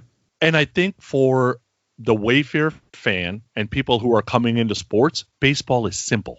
Yeah. I think football and soccer, hockey's ridiculous. I don't even understand how. I don't either. Yeah. Right. So, but if you want to get into sports and you start at basketball or baseball, it's fairly simple. And I think it gets more people into it. Well, what's funny is you would think baseball's simple, and then you start to explain the rules, and then you say, well, what's a strike? Well, yeah, you have to have it between the guy's ankle or his knees and his chest, and it's got to be in this box. Okay, so then they hit the ball. Well, okay, so you have to put it between these lines, and if it's fair here. So, yeah, on the surface it seems easy because you think, oh, you're just hitting the ball, but there's a lot of complexities to it, I think, more than any other sport at times. I tried explaining to my wife once what the third base coach was doing, right? Because there was a guy on base. She's like, what's he doing? I'm like, he's giving the guy on first base signs and the guys on second base signs. Well, what do the signs mean? I go, well, babe, you're not supposed to know because that's part of that was given away. Or, I remember explaining to someone who had never seen baseball before, and they're like, why aren't they standing on the base? Why is the second baseman not actually on the base? I'm like, that's not going to work well because if he hits it that way, then, it's not going to work. So, there are little intricacies about the game, but that's a great thing about baseball too. Is you go to any basketball arena, they all look the same. Any football stadium, it all looks the same. But baseball parks are all different, with the exception of the infield. But every outfield's a little bit different. Obviously, the structure of the stadium is different. So that's why also baseball has a charm that no other sport has. Yeah, absolutely, no doubt. Some of the other characters in there, what other characters and scenes stand out for you in Bull Durham? Well, let's start with characters. Like you said, Robert Wool, I thought did a great job. Trey Wilson, I thought he could have done more because he was playing a pretty good skip. So I thought that was pretty good. Scene wise, I love it that Susan is a true baseball fan, not just a groupie. Right. So that part was cool. Every time Tim Robbins hit the bull, the mascot, I would just start busting out laughing. And I've seen it so many times, and for whatever reason, every time it happens, I guess it's the slapstick nature of the comedy that gets to me. I'm not sure I would go get into a fight over a dance like that. I don't know if I would do that. I'm sure there was some quantum physics involved in me meeting my wife because there's no other way to get her. I love the speech that Costner does and what he believes. I mean, all the things he named, which is great. Yep. The narrating yourself at bat is just that part's just huge. I never understood, although I've played baseball and watched a lot of baseball, you shouldn't even allow the pitcher to shake the catcher off. Like, just right? Well, what do you know? Just throw the pitch I'm telling you to throw. If you can't throw it, then wave at me and tell me you need to get out of the game. You know what I mean? Otherwise, there's a lot of stuff going into it. Yeah, and I think sometimes maybe they do it because if there's a runner in second, they may be trying to steal signs. And, of course, all the sign stealing scandal that's been going on, people are really careful about what they say. But, yeah, you're right. Especially a young pitcher, that's a big faux pas if you come up. You don't shake off your catcher who might be a veteran. And I love what Costner does because he's like, okay, this guy's going to shake me off. I'm going to tell the guy exactly what's coming. Yeah. And he does it twice. I mean, one during a shutout, which is you don't want to mess with the shutout. And he shook him off during a shutout, and he scrambled that egg. Yeah. Talking about eggs, why is live poultry always involved in these rituals? Like, I don't understand why a chicken or a rooster, and depending on the movie, like, why is it live? Oh, that's true, because then we could go into Major League, and, of course, Serrano and his voodoo and Joe Boo and things like that. Now, do you think Major League ripped off this movie? Because there's a lot of similarities. That's a good point. They came out right around the same time, so I'm going to say no. But yeah, I think, the guy who wrote this, Ron Shelton, who also directed it, he played minor league ball. So I think a lot of these stories have been passed down. That's probably happened for many, the superstition. So, I mean, baseball is probably one of the most superstitious sports. Yeah, and I love the lessons, right? Don't think it can only hurt the ball club. Never fuck with a winning streak. Like, there's some really, really good lessons. I was telling you about baseball players being superstitious. So I remember I used to, before I walk up to the plate, I'm swinging the bat. I'm a righty, and I would swing the bat twice lefty. I don't know why, before I walk to the plate. And then before every game, I ate exactly 100 sunflower seeds. You're just like Wade Boggs. You remember Wade Boggs? He used to play for the Red Sox. He used to eat every meal, it was always chicken. Like, that's all he would eat for his entire career. I didn't know that. That's what he would do. And the other great thing, one of my favorite scenes, because it's so true, is when Crash on the bus is teaching Nuke cliches. Because to give interviews, you better be as milquetoast and vanilla as possible. That's right. Now, I'm sure you picked up on this. So we know about the Pink Floyd shirts because they went and grabbed people from a Pink Floyd concert to be in the crowd. But I don't know if you caught Tim Robbins is wearing an Iron Maiden Live After Death shirt. Later on, he's wearing a Motley Crue Girls shirt. I did. He talks about this Motley Crue song that I'm telling you does not exist. But they had no hair metal on the soundtrack. Not at all. I mean, he was supposed to be that guy, and they don't go there at all. Yeah, that's just odd. And it's also funny, he's supposedly into like Motley Crue and those, metal bands. And there he's on the bus singing an Otis Redding song, when he's singing the lyrics wrong, women, they get woolly and all that stuff. That was great. Yeah. And I'll tell you that Joe Cocker song, When a Woman Loves a Man, that thing should have been a #1 hit. I don't know why it wasn't. Yeah, that's a good point. Joe Cocker was in a lot of those late 80s soundtracks. He When the Night Come was on that Tom Selleck movie, Innocent Man. So Joe Cocker kind of had a resurgence in the 80s. Yeah, my only criticism about this entire movie, and I think Susan Sarandon does a great job. Don't get me wrong, and she's sexy, but she's not hot. She's not hot. But she has a certain, I don't know, it's sensual. She's just that, there was something that is attractive about her. But you're right. She's not like your Daryl Hannah or, somebody like that. But there's something about her that is, and obviously Tim Robbins thought so because they were together after this movie. Yeah. And what's also interesting is, right, so Kevin Costner is sold as kind of like the veteran guy. Yeah. They're only 4 years apart in age. That's a good point. Life. But Tim Robbins looks like a baby face. So I think that's what sells it. And what's funny is you could actually, in sports terms, 4 years is a huge difference. So a veteran of 4 years could actually be like 10 years in sports language, because you look at like Buster Posey came out and within a couple of years he was like the leader of the team. Oh yeah, that's true. 4 years is a lifetime. Yeah, for sports, it seems like it. Well, as always, this is awesome, and you would definitely recommend this as a great movie to see, even if you're not a big sports fan. I think you would recommend it. Yeah, absolutely, and the movie holds up today, so you got to give it a shot. Absolutely. Well, don't hit the bull and stay safe. Later.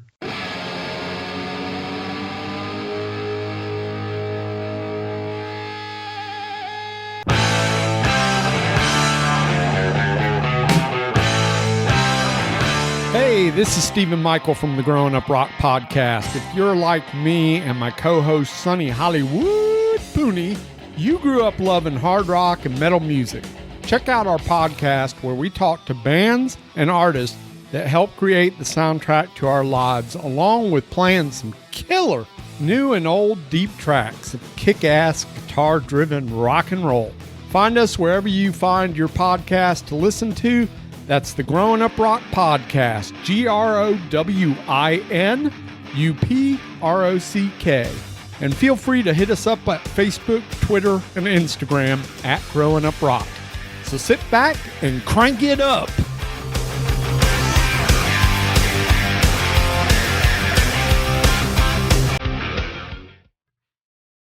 Hey, this is Brian Davis, and you might know me from the Damn Good Movie Memories podcast.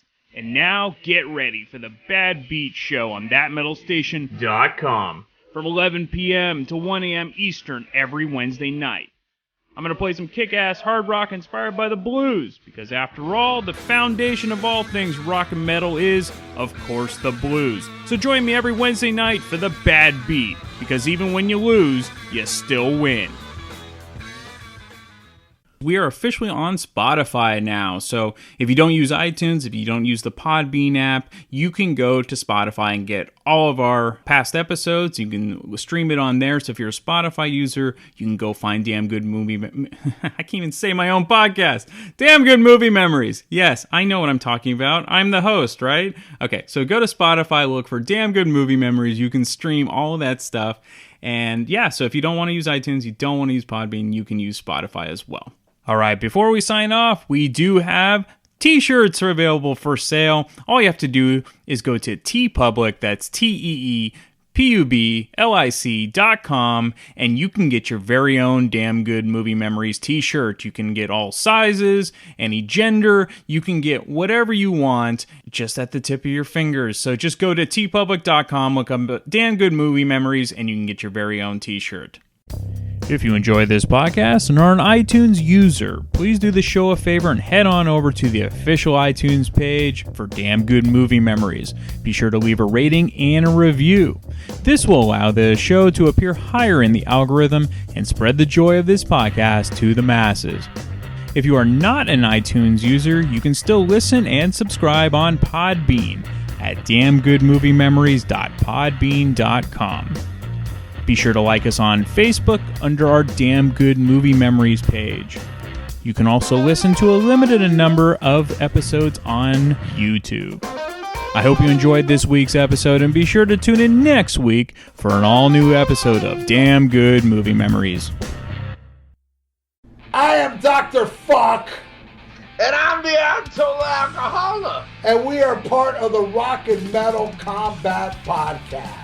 We are the Rock and Metal Combat Podcast. That's right. And the way you can check us out is we are on iTunes and also Podbean.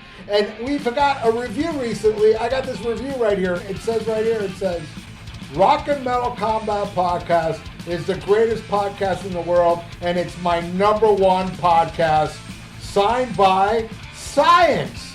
Now, and then Science also says... Science also said... My second favorite podcast is It Doesn't Matter, the rest suck. Rock and Metal Combat Podcast on iTunes and Podbean. Check it out.